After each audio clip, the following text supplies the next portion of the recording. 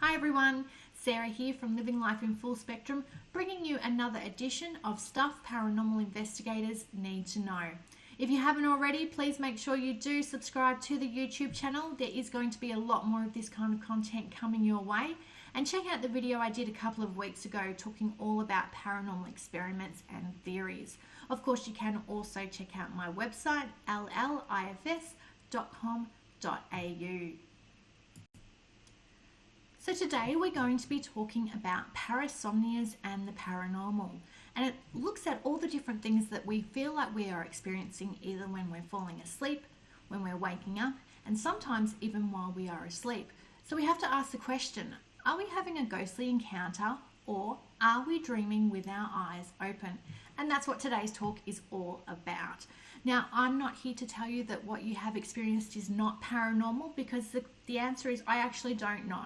I don't know what it is that you have experienced, but it is important for us as investigators and as humans to recognize the fact that our brain can actually trick us into thinking that things are not quite as they are. So it's important that we understand the basis of what we are experiencing and all the different rational things that could be happening. Once we can eliminate those, then you're left with things that are truly, truly interesting. So let's learn all about parasomnias and the paranormal. So what is a parasomnia? A parasomnia is something that is out of the ordinary that a person experiences while they are asleep. So if we look at the word paranormal, for example, the para section means outside of. And so when we look at the word paranormal, it means anything that is outside what is considered to be normal. So when we look at parasomnia, it is something that is outside of what we would consider to be normal when we're sleeping. And normal, I guess, is a very loose word to use, especially in today's society, because you have normal and then you have sort of either side, and it doesn't mean that it's actually something paranormal or anything different. It could actually just be the way a person is wired, because we do all have our little quirks and experience things a lot differently. Now, when it comes to parasomnias, they are things that often run in the family and are really common in children. So we're talking about things like night terrors and sleepwalking, and sleep paralysis is also a really big one. I know I suffer from sleep paralysis and it is absolutely terrifying, but I have to say that the majority of the experiences that I have had when it comes to sleep paralysis, I am very confident that they were not paranormal, because it is something that I have experienced myself since I was a child, and that we're going to get into a bit later on when we delve deep into the different parasomnias one by one. Now, when you actually witness someone that is having an episode under a parasomnia, and it could be something like a night terror or sleep paralysis or some of the other things that we're going to talk about, they tend to display really odd behavior, and sometimes it seems like they're completely terrified. Or you may even wake up and you remember what has actually happened while you were having this episode, and you wake up and you're terrified and you feel like you are under attack. So it is quite understandable as to why people think that there is a paranormal influence involved. But what is important to understand is that when it comes to parasomnias, there is a completely rational explanation as to why they are occurring. And to understand it a bit better, we're going to look at the stages of sleep. So when we look at the different stages of sleep, we have 5 stages of sleep.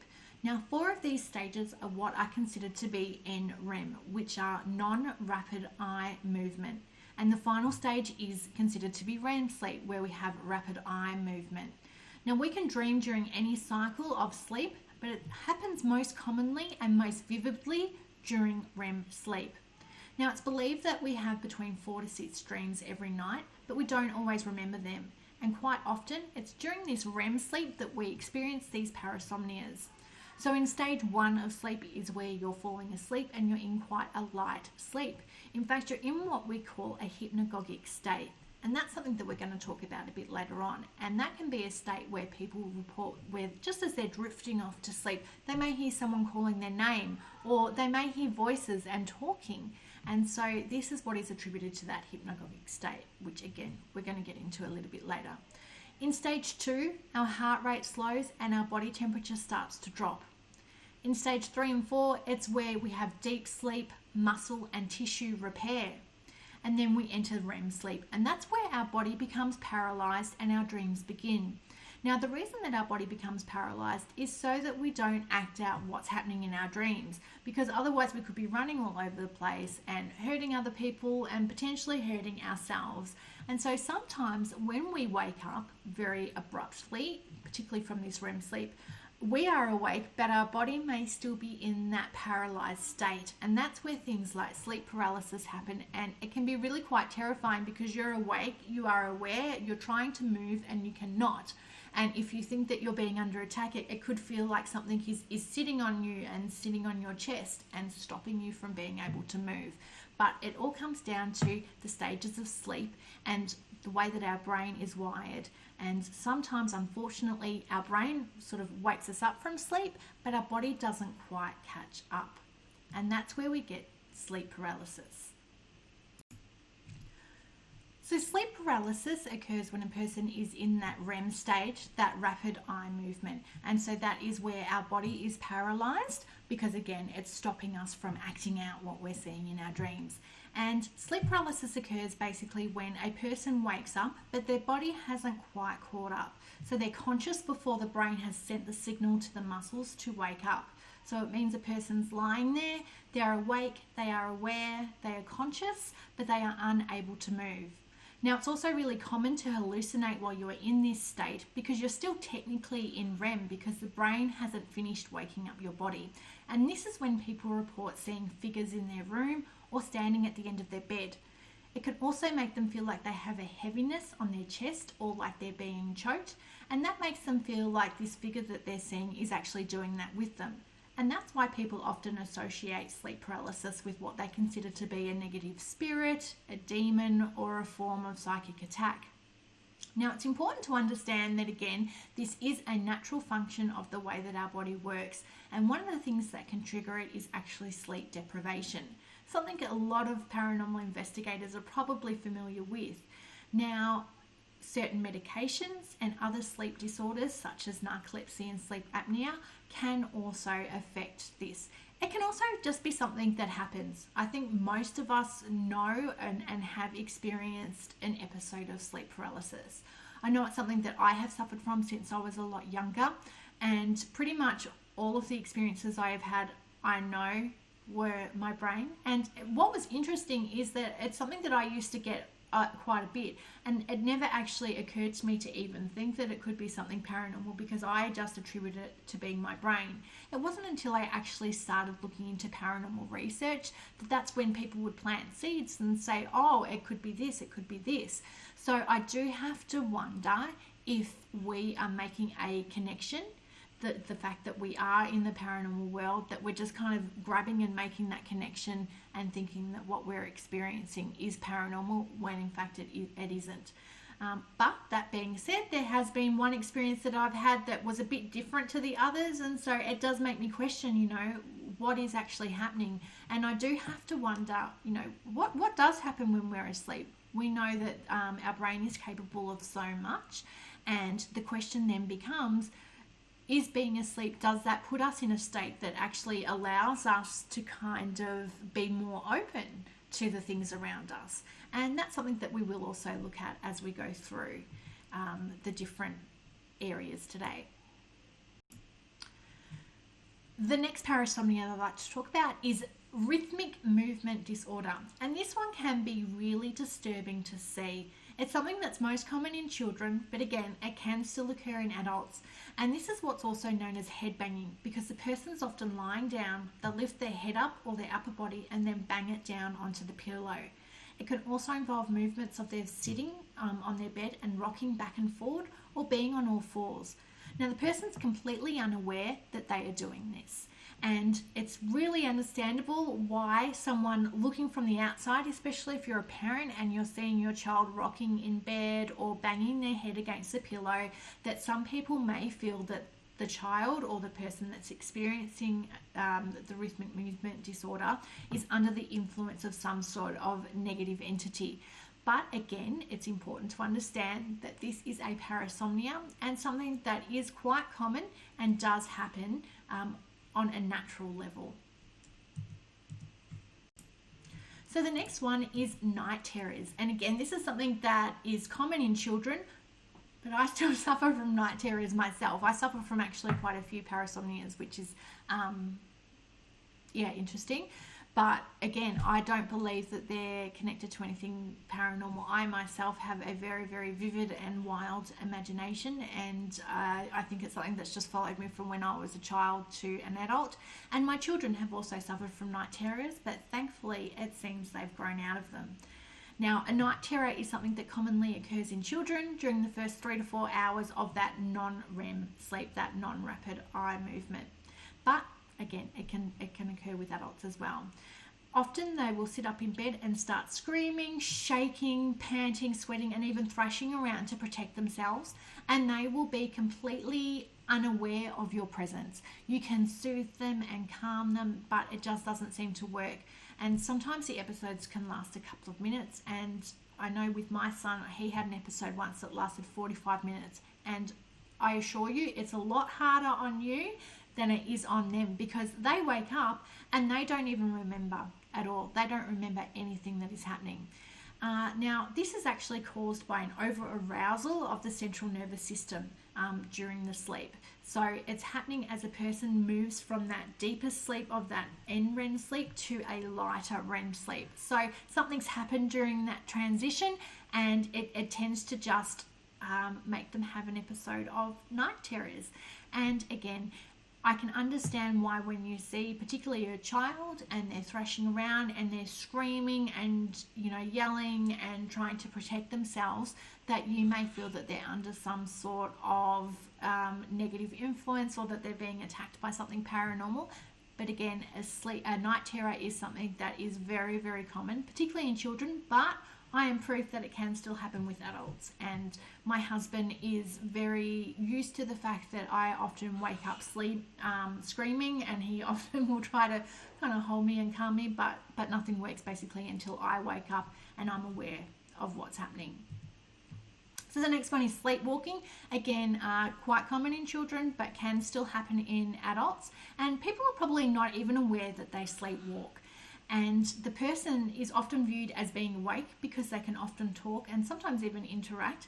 But in reality, they're still asleep and they actually have no recollection of what they're doing.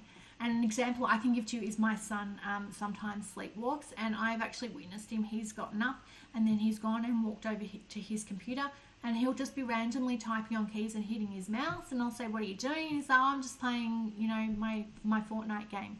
And he's completely unaware. And eventually when he wakes up, he has no recollection of what is just happening. He still thinks that he's been asleep in his bed all night. Now, this is again something that happens during that non-REM sleep, which is earlier in the sleep cycle, but it can sometimes occur during REM sleep as well, which happens in the early hours of the morning. So commonly you're looking at it being between the ages of 5 and 12 for kids, but a lot of you probably do know of adults that sleepwalk as well.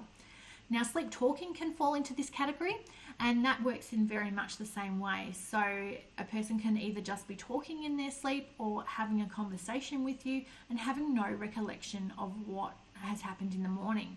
Now, sometimes with the talking, it can actually sound like a bit of gibberish because, again, you have to remember, particularly if it's happening in between that non-REM and REM sleep, if your body is entering that state where it's paralyzed, it can be really difficult to talk. And so the easiest way I can describe it is people may think that their child is talking in something like tongues, but it's actually not. It's just the body having trouble trying to verbalize those words. Now, again, I don't believe that sleepwalking is the influence of a spirit or some form of entity. And while a person may look like they're even talking to a spirit because they're talking and no one's there, and particularly if they actually look like they're carrying a conversation, but it's all a part of that sleep talking scenario. So the next thing we're going to talk about is what are called hypnic jerks.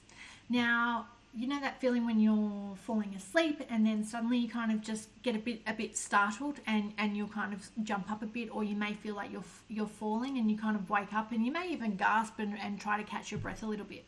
This is what we call a hypnic jerk, and this happens when our muscles start to relax and shut down, and it's believed that it could just be our brain's way of not quite catching up with the process and everything kind of happening at once, and it causes us to kind of wake up with a bit of a fright.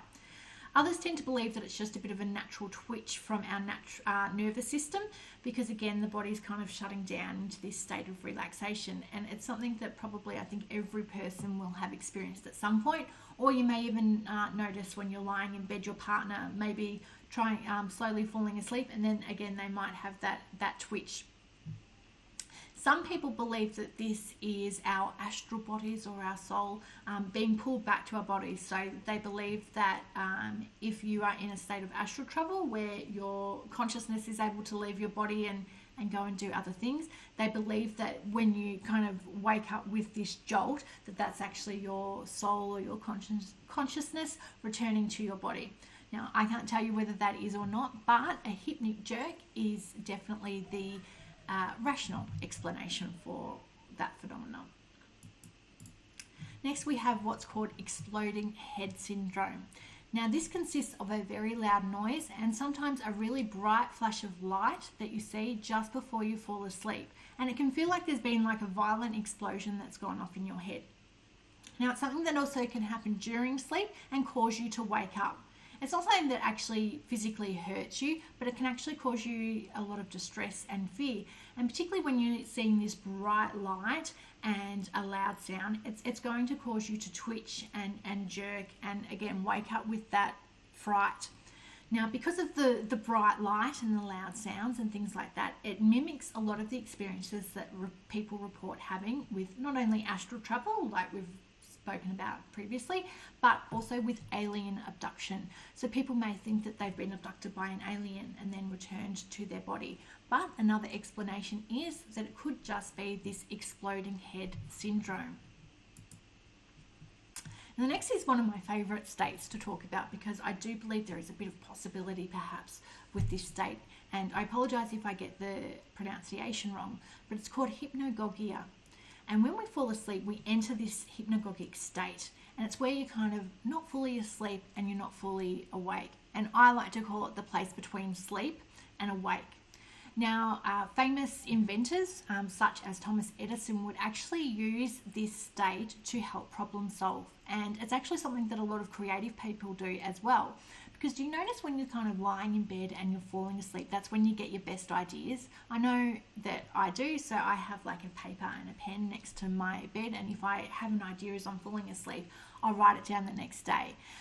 Sometimes it can actually make a lot of sense, and other times it's just a bunch of gibberish. But I believe the more that you do it, the more you can kind of tap in and really get to that creative part of your subconscious. And that's what this hypnagogic state does. It allows us to access that creative part of our subconscious.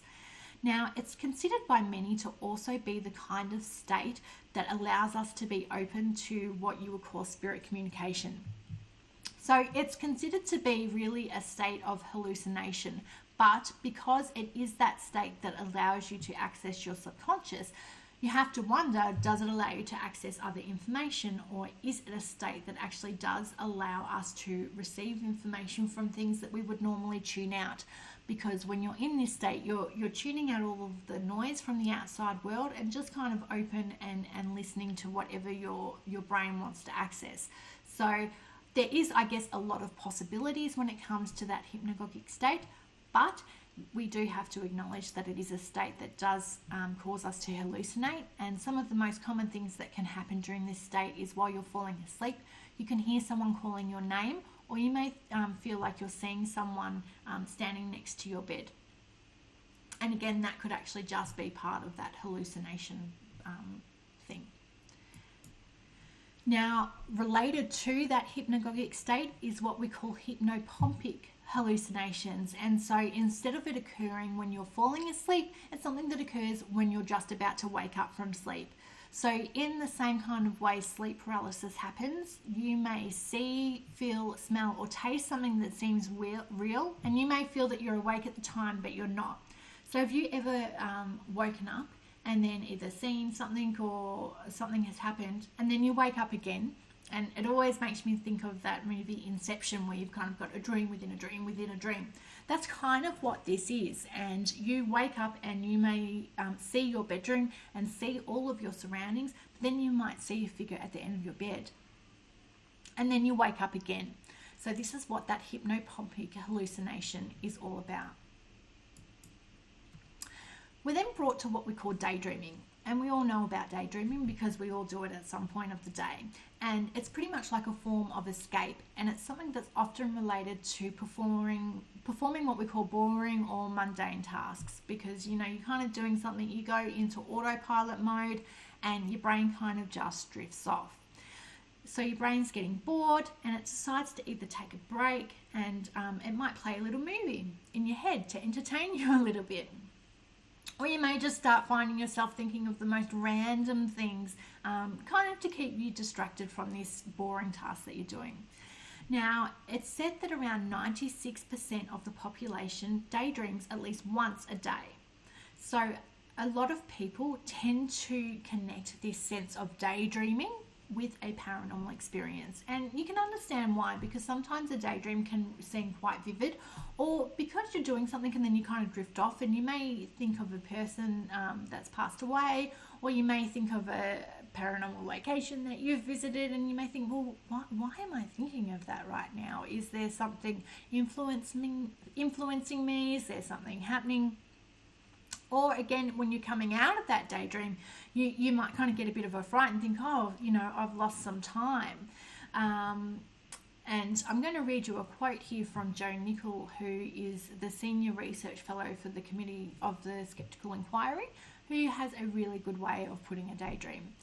Someone will be doing some routine chore, like polishing the furniture. They'll be in a near reverie or dream state, and they'll see something out the corner of their eye. They'll turn and their mind will fill in the blank. They'll see a Civil War soldier or a grey lady, and then it will promptly vanish. It's a trick of the eye. Your eyelid will twitch or an insect will fly by, and this will trigger a momentary welling up of a mental image. It's like a camera's double exposure for just a brief moment. So it's very easy when you're in this state to think that you are maybe seeing or even hearing something that's potentially paranormal. But again, we do have to acknowledge we all daydream. It happens. We all daydream, and it happens at least once a day. So you have to wonder, you know, how many times are we just going into this autopilot mode? But I also like to think as well, when we look at going back to that hypnagogic state, is when we're kind of tuning everything out and just letting things happen and letting the brain flow. Are we allowing, you know, things to communicate with us? You know, while I'm giving you all of these rational explanations, I do have a very open mind to things as well. I just don't think that everything we experience is paranormal, but I'm open to it.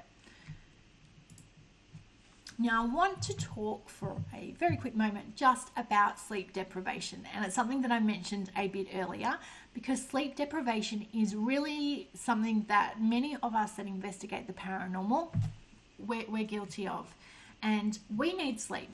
As humans, we need sleep to function, and it's a vital part of our health.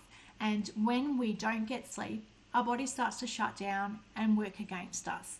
Because when we look at one of the vital roles of what sleep does, it helps us to solidify and consolidate our memories.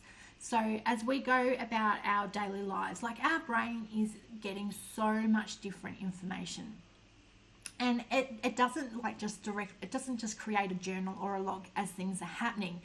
Those things are processed and stored sort of overnight while we sleep. And so that's why our memory itself can be considered to be a bit unreliable.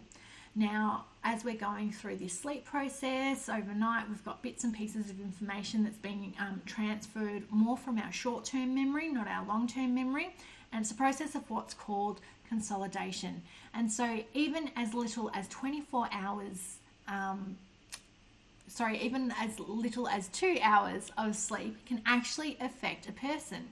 So that's why we say it's good to get at least 8 hours of sleep a night. But if you're only getting 6 on a particular night, or even 4 or 2 when it comes to nights when we're out doing a paranormal investigation, it can actually have an effect on us. So what is it that sleep deprivation does to our minds? Again, when we go back to what I was saying with a person that needs 8 hours sleep and they're only getting 6 on a particular night, that 2 hours makes a really big difference. Some of the things that can happen is we can have a sense of reduced alertness, we can have a shortened attention span, a slower than normal reaction time, poorer judgment, reduced awareness of the environment and situation that we're in, a reduced decision-making skills, poorer memory, reduced concentration, an increased likelihood of mentally stalling or fixating on sort of the one thought, not being able to move on and focus, an increased likelihood of moodiness and a bad temper, reduced work efficiency, loss of motivation. We can make a lot of mistakes or forget to do something. We can make a mistake while we're doing something and choosing the wrong step or the wrong option. We have what we call micro sleep, where we get these brief periods of involuntary sleeping that range from a few seconds to a few minutes. You're kind of drifting off, or you may actually enter this state of daydreaming a lot more. When they talk about people shouldn't drive when you're sleep deprived, because you kind of zone out and drift off. That's what sleep deprivation does, and it can happen with just that 2 hours of sleep that you're lacking. So when we look at those kind of symptoms, a lot of people blame that kind of activity if it's happening with someone on a paranormal investigation. They believe that they're under the influence of a spirit, but it could just be that they need to call it at night. They could just be a bit tired. So the question is, with everything that we've just spoken about, is it a parasomnia or is it something that is paranormal? Now, it's important for us to be aware of parasomnias because they are very real disorders that can potentially explain a lot of the things that we are experiencing. And I think that when it comes to anything that a person experiences, it's important to look at things and as a sense of context and look at the bigger picture. It's very easy to kind of make that connection that something's paranormal if you do think that there's something happening in your home, or if you are someone that goes out and actively seeks and looks at the paranormal. If you do have a certain dream or a certain experience in your sleep, you could make that connection. But it's important to kind of step back and look at everything in context. Is there other things happening or other activity in your home to suggest that your experience could potentially be something more? Or is it just a random occurrence that you're kind of grabbing at strings at? It's important to look at our triggers. Have you changed medication? Are you stressed? Have you changed even your diet? Did you eat certain food before going to bed? They say don't eat cheese, for example, before going to bed because it can cause certain things. I know when I take certain medications before I go to bed at night, I have the weirdest and wildest dreams, and I can always pin it down to my medication. So it's important to kind of, again, look at things in that context and not just jump to that paranormal conclusion, but look at yourself as well and look at what you have done differently perhaps that day or in the days leading up to that. Is there something that you have done that could be contributing to that? And, to kind of combat the whole parasomnia thing, we need to introduce good sleep habits to our bedtime routine, and that can actually help fight off a lot of these episodes. So things like going to bed at the same time every night, relaxing before going to bed, not looking at the blue screen of our mobile phone or our iPad before bed, because that's not actually relaxing our brain. It's actually kind of amping us up a little bit. So even just something like that could actually trigger a parasomnia later on in the night. If it is something that occurs regularly or something that you are a bit worried about, the first thing I would do is go and speak to your GP. Don't just automatically go and call the local paranormal team. Go and see your GP first, because they actually might be able to help you get to the bottom of it. And it could just be something as simple as a medication that you're taking, or it could just mean that you do need to introduce these better sleep habits into your lifestyle. So I want to finish today with a picture of Mr. Harry Houdini, because he's one of my favourite researchers, obviously. And he had a quote that he says, which is, "My brain is the key that sets me free." And he was a very logical thinker, and he used his rationale to kind of explain a lot of different circumstances. And I like to kind of put a little bit of a twist on this quote from Mr. Harry Houdini. And while our brain can deceive us, maybe it is also the key to allow us to see the world as it truly is. And that's why I do wonder if these different states of sleep, when you're kind of drowning out all of the outside noise, does it make us more susceptible to having a paranormal experience? Now, again, I don't believe that paranormal has to be negative and has to be a demon and things like that. Because you're waking up terrified doesn't mean that you're under attack by something. If it was potentially something paranormal, it could just be someone, whatever spirit or ghost is, we don't even know. But it could just be something trying to say hello. We don't know. So don't automatically jump to this conclusion that you're being attacked by a demon, because I guarantee you you're not being attacked by a demon. Again, let's look at the rational side of things. Let's employ these really good sleep habits, and then if you are concerned, go and speak to your GP. Don't go straight to your local paranormal group, because your GP will actually be able to help you. They have the medical knowledge to be able to help you. And if you do have other things happening and you do think there is something paranormal then happening in your home, then by all means go and speak to someone for some advice. But don't just jump to that paranormal conclusion straight away. I hope you've really enjoyed this talk, and it's given you a bit of an insight into the different parasomnias that are out there. Remember, they are a normal function of our brain. If they are something that you would like to look into a bit further, you can check out my book, Stuff Paranormal Investigators Need to Know, Volume 1, What the Eyes See and the Ears Hear, the Mind Believes. And I actually go into a lot more detail into some of these parasomnias, as well as a lot of other different ways that our brain and body can react to our surroundings. So things like, how does our body react to EMF and white noise? What about visual disturbances? Things that happen with our vision that are often confused as something paranormal. Again, it's just looking at the rational side of everything, so that then you can eliminate it and see what you're left with, because what you're left with could be truly interesting. So our brain is the key that sets us free. Let's start using it. Thank you, and I will see you next time.